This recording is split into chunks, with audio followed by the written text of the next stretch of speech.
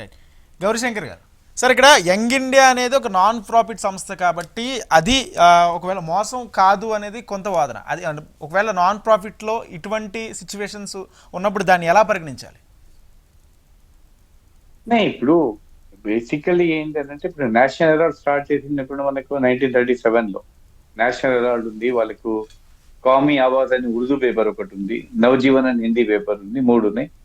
వాళ్ళ property they have started. ఇప్పుడు చాలా political parties have started news papers మన దగ్గర. మన దగ్గర టిఆర్ఎస్ కూడా స్టార్ట్ చేసింది, సిపిఐ వాళ్ళది ప్రజాశక్తి ఉంది, విశాల్ ఆంధ్ర పేపర్స్, చాలా మంది పొలిటికల్ పార్టీస్ చేశారు. ఇప్పుడు కాంగ్రెస్ పార్టీస్ ఏంటంటే అలిగేషన్ ఏంటంటే వీళ్ళది ఇప్పుడు సెంట్రల్ గవర్నమెంట్ అలర్ట్ చేయాలంటే ఇప్పుడు ఈ ప్రాపర్టీస్ కి వీళ్ళు 9 కోట్ల రూపాయలు లోన్ ఏదో ఇచ్చారు. ఆ ప్రాపర్టీస్ ఏదైతే వీళ్ళు స్టార్ట్ చేశారు కదా, వీళ్ళు ఏదైతే అసోసియేట్ గ్రూప్ ఏజేఎల్ సంస్థ నుంచి ప్రాపర్టీస్ దగ్గర దగ్గర 2,000 కోట్ల ప్రాపర్టీస్ ఉన్నాయి.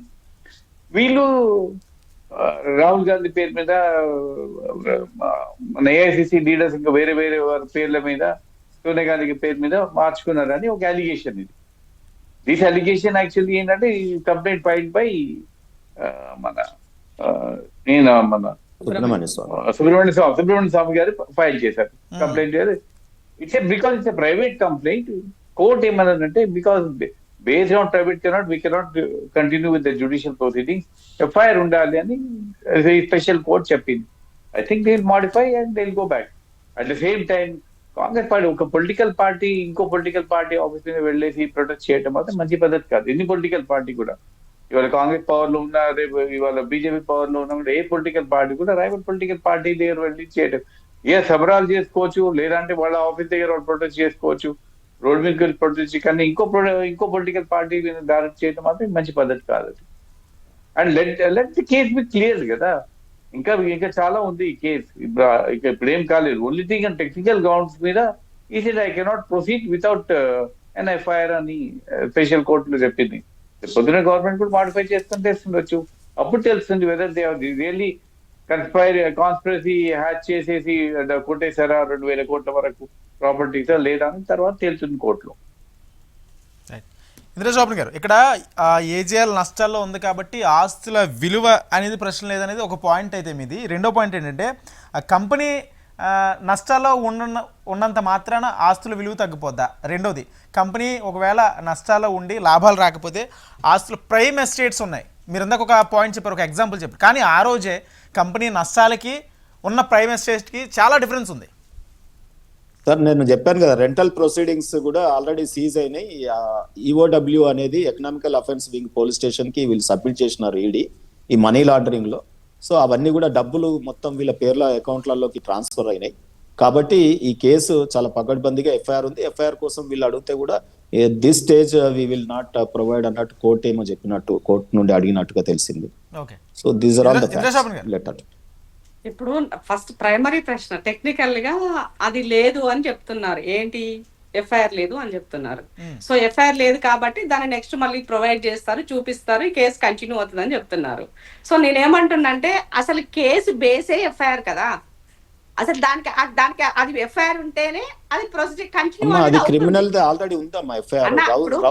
క్రిమినల్ అయినా ఈడీకి సంబంధించిన మనీ లాండరింగ్ అయినా కూడా నీకు ఒక ప్రైమ్ ఆఫ్ ఎవిడెన్స్ ఎక్కడో నీకు కనిపించాలి కదా. ఆ కేసులో ఏదో మూలం ఉండాలి కదా. ఆ మూలమే లేకుండా మీరు ఎక్కడి నుంచి దాన్ని క్రియేట్ చేశారని అడుగుతున్నాం. అందుకనే బీజేపీ పెద్దలు ఏది చెప్తే ఆ వ్యవస్థలు అవి పనిచేస్తున్నాయి కాబట్టి ఈ దేశంలో రాజ్యాంగ వ్యవస్థల పట్ల వాటి విలువ మెల్లమెల్లగా సన్నగిలుగుతుందని బాధపడుతున్నాం మేము. అది తెలియజేస్తున్నాం మీకు. ఇప్పుడు జైలుకి వెళ్ళినటువంటి అమిత్ షా గారు తెలియదా? అమిత్ షా గారు ఎన్ని రోజులు జైల్లో ఉన్నారు, తర్వాత ఆయన ఏమైనారు, ఏం జరిగింది ఆ కేసు తెలియదా? భారతీయ జనతా పార్టీలో పేర్లు లెక్క పెడితే అందరు జైలు నుంచి వచ్చిన వాళ్ళు మాక్సిమం మెంబర్స్ అత్యధికంగా నేర చరిత్ర కలిగినటువంటి వాళ్ళు భారతీయ జనతా పార్టీలో ఉన్నారని ఈ మధ్య కాలంలోనే ఒక సర్వే రిపోర్ట్ కూడా వచ్చింది. నేను దాని గురించి చెప్పాల్సిన అవసరం లేదు. సో అత్యధికంగా సంపాదించాలి, అత్యధికంగా కబ్జాలు పెట్టాలి. మీరు వినాలా? ఇప్పుడు ఎందుకంటే అధికారంలో ఉన్నటువంటి వాళ్ళు ఏం చేసినా కూడా నడిచిపోతుంది, ఏం కనిపించదు అని వాళ్ళు అనుకుంటే భ్రమ అంటున్నా. ఏదో ఒక రోజు అవన్నీ కూడా ఏమంటారు తేట తెల్లం అవుతాయి, అన్ని బయటకు వస్తాయి. రాజకీయ కోణంలో మేము ఎదగకుండా మాకున్న మంచి పేరు చెడగొట్టాలన్న ఉద్దేశంతో పదే పదే ఇలాంటివి ఆరోపణలు మీరు చేస్తున్నారు. నిజంగా మీ దగ్గర ఆధారం ఉంటే బయట పెట్టండి, ఏ శిక్షకైనా మేము సిద్ధమని రాహుల్ గాంధీ గారు చెప్పారు, సోనియా గాంధీ గారు చెప్పారు. కాబట్టి కేసులకు భయపడేది లేదు, తాటాకు చప్పట్లకు అంతకన్నా భయపడేది లేదని తెలియజేస్తున్నారు.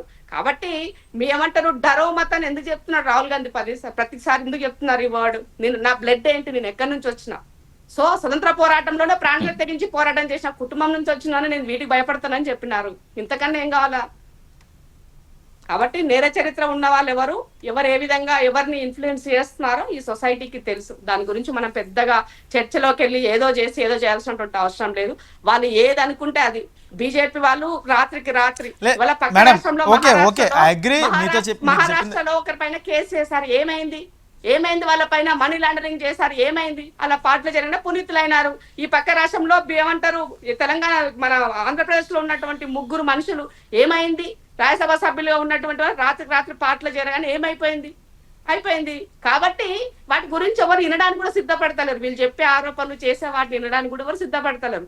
మేమేమంటున్నామంటే మీ చిత్తశుద్ధిని పూర్తిగా మీ సమయాన్ని ప్రజాక్షేమం కోసం పెట్టండి.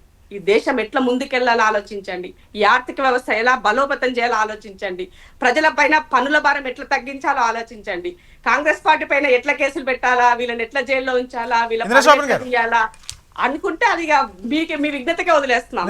క్లియర్ గా నేను ఒకటి అడిగా, దానికి సంబంధించి కంపెనీకి సంబంధించి నష్టాల్లో ఉన్నప్పుడు దాని ఆస్తుల విలువ, ఇందాక మీరు ఒక ఎగ్జాంపుల్ చెప్పారు, ఒక స్థలం ప్రభుత్వం ఇచ్చినప్పుడు దాని విలువ ఈ రోజు కోట్లలో ఉంది. ఆ రోజు కంపెనీ నష్టాలు ఉండడానికి, కంపెనీ నష్టాల్లో ఉన్న అమౌంట్కి ఏదైతే ఆస్తుల విలువకు సంబంధించి అది చాలా ఎక్కువ ఉన్నది వాదన, దాన్ని మీరేమైనా ప్రూవ్ చేయగలరా?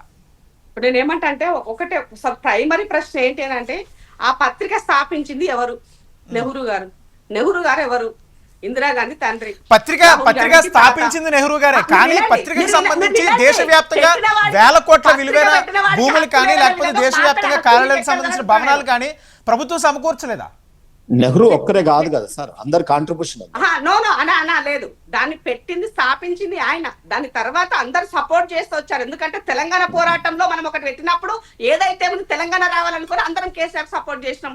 ఏకమేకే కేసీఆర్ చూసినాక ఏం చేయలేం, మూసుకొని కూర్చున్నాం అందరము. కానీ వాళ్ళు అట్లా చేయలే. వాళ్ళు పట్టినటువంటి దానిని నష్టంలో ఉన్నప్పుడు దానికి సంబంధించినటువంటి దాన్ని ఎవరైనా డొనేట్ చేసి ఇచ్చి, ఎవరైనా ప్రాపర్టీస్ నిజంగా నేషనల్ హెరాల్డ్కి చేసి ఉంటే, ఒకవేళ వాటిని కాంగ్రెస్ పార్టీ ఉపయోగించుకుంటే, లేదా వ్యక్తిగతంగా రాహుల్ గాంధీ గారు ఉపయోగించుకుంటే, మీరు అన్నట్టుగా